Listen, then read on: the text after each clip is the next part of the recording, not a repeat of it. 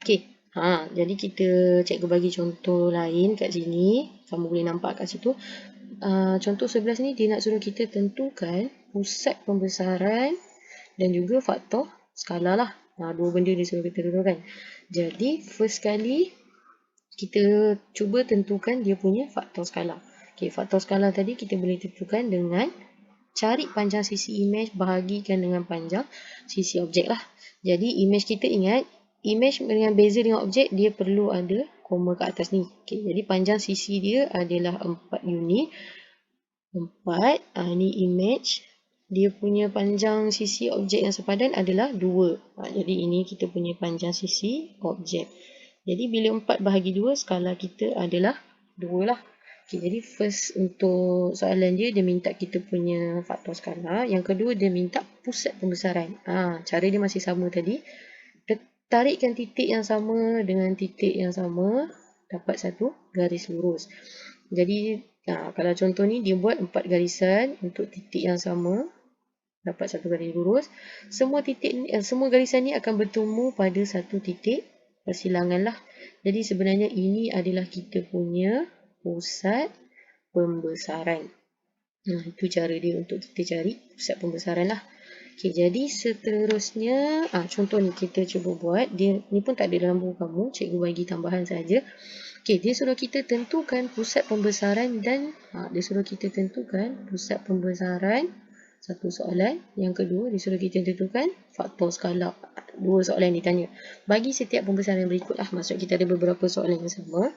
Okay, jadi first kali untuk soalan pertama, bentuk S lah. Jadi S ini adalah objek. Dan juga S atas adalah imej lah. Jadi ini adalah imej kita. Okay, jadi untuk cari pusat pembesaran, tadi ingat cikgu cakap apa? Kita kena sambungkan titik yang sama dengan titik yang sama. Titik imej dengan titik objek yang sepadan ni kita perlu sambungkan dalam satu garis lurus lah. Jadi kalau kita cuba gariskan dia, titik yang sepadan, kita akan dapat satu garisan. Kita boleh pilih titik lain, dapatkan garisan kedua.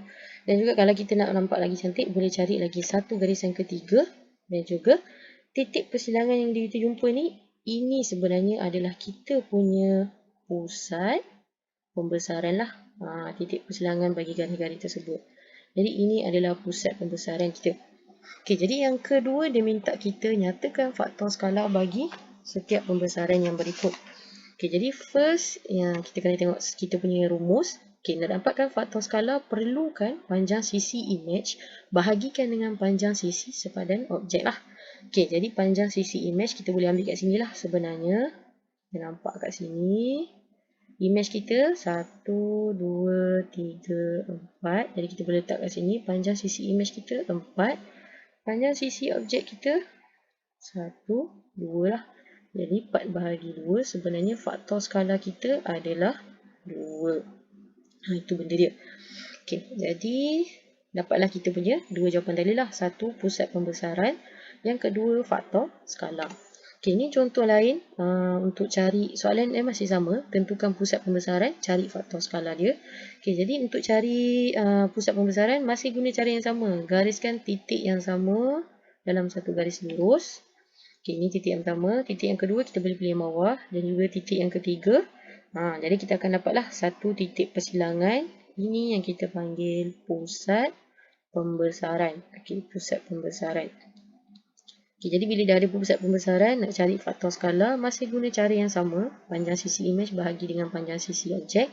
Okay, jadi sisi imej kita nampak imej. Ingat, jangan tertukar. Walaupun dia besar, imej kita sebenarnya yang berada di bawah lah. Jadi panjang sisi kita kat sini nampak ni. Panjang sisinya 2.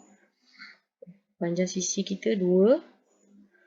Sisi imej, objek kita yang sepadan ada 1, 2, 3, 4. 2 bahagi 4. Jadi 2 bahagi 4 kita boleh kecilkan sebagai 1/2. Nanti kita tengok nilai-nilai ni melambangkan apa? Faktor skala ni. Dia melambangkan apa? Kita tengok pada subtopik seterusnya. Kenapa sebelum tadi 2, ini 1/2. Okay, jadi seterusnya gambar yang ketiga, sama juga soalan dia, cari pusat pembesaran dan juga cari faktor skala. Cara masih sama, sambungkan titik-titik yang sepadan dalam garis lurus dan juga titik pertemuan ini adalah pusat pembesaran lah, pusat pembesaran.